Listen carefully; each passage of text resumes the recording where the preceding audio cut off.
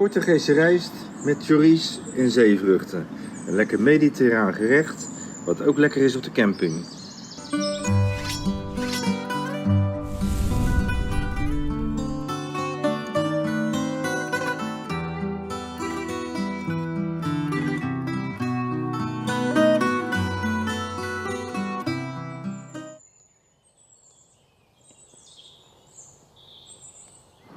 Welkom bij René in de keuken in Portugal. En in Portugal doe ik weer een hoop leuke nieuwe ideetjes op voor recepten voor jullie om te maken. En vandaag ga ik arroz Portugues maken con chorizo e marisco. Dat is eigenlijk Portugese rijst met een soort chorizo en zeevruchten. Ja, ze hebben hier een worst. Die lijkt op chorizo, ze noemen het hier chorizo. Maar voor mij is het bijna hetzelfde. In Nederland kan je hem niet zo makkelijk kopen, dus ik zou gewoon chorizo gebruiken. Ik gebruik dus een bakje zeevruchten. En ik gebruik piri-piri kruiden. En hoe je piri-piri kruiden maakt, laat ik in dit filmpje zien.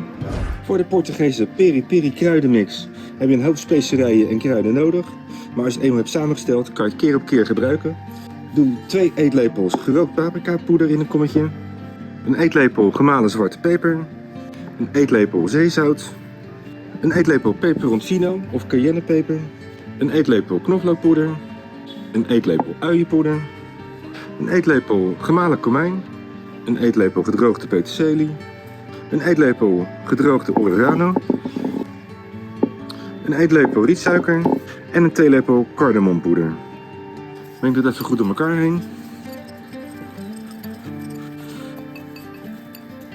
En klaar is je piri-piri kruidenmix, wat je meerdere keren kan gebruiken. Nou, de kruidenmix is klaargemaakt. Kunnen we gaan beginnen. Ik ga naar de keuken. We hebben een heel klein keukentje hier in dit vakantieappartement. Maar dat maakt niet uit. Het gaat allemaal lukken. Want dat doen ze in Portugal zelf ook. Dat hebben ze ook niet veel in de grote keukens. Dus het wordt hartstikke lekker. We gaan beginnen.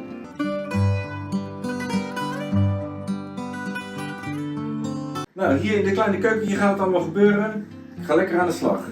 Eigenlijk is deze Portugese rijstschotel een beetje een mix tussen Spaanse paella en een Italiaanse risotto. Ik ga eerst een visbouillon maken waar we de rijst in gaan koken. Ik ga dus een liter visbouillon maken van tablet. Bijna elk Portugese gerecht begint met het fruiten van een ui en een paar teentjes knoflook. Dus daar gaan we eerst mee beginnen. Snipper een ui. En 2 teentjes knoflook. Let die eerst even zonder je mes. Komt het schilletje makkelijker los. Dan vind je een scheutje olijfolie. En dan ga je dan die ui en knoflook in fruiten.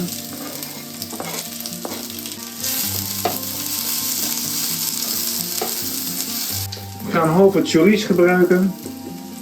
En we gebruiken ook een heel schaaltje zeevruchten. Dus een halve worst is wel genoeg. En die chorizo die snij ik in plakjes.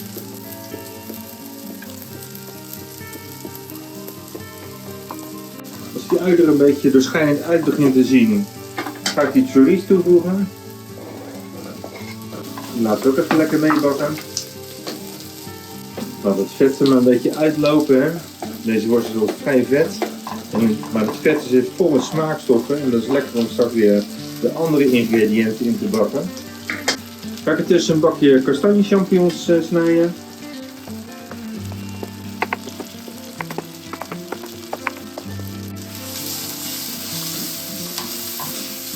Zo, voeg de champignons toe. En die laat ik ook weer even lekker meebakken.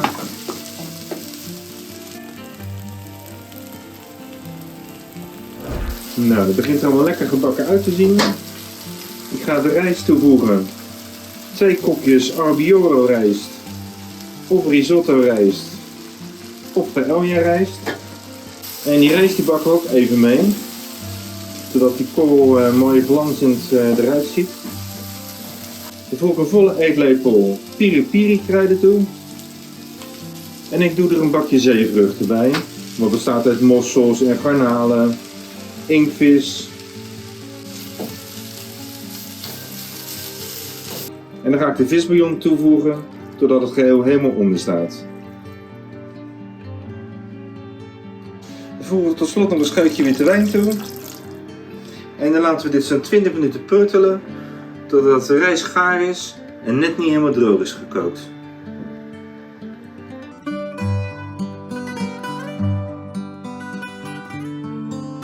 De rijstschouder was bijna gekookt. Ik laat nog ietsje verder gaan. In de tussentijd snij ik nog een klein bosje peterselie fijn. Platte peterselie.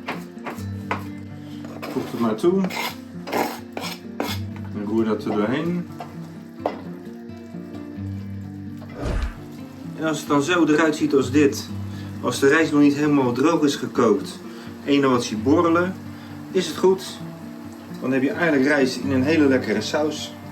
Ik strooi er dan tot slot nog wat zwarte olijven over.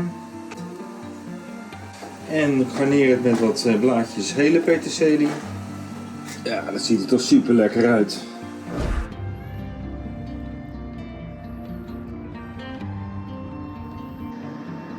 Ja, dat is weer lekker jongens en meisjes. Dat gaat gewoon een nieuwe reeks worden. Met Portugese video's. Want dit is echt hartstikke goed.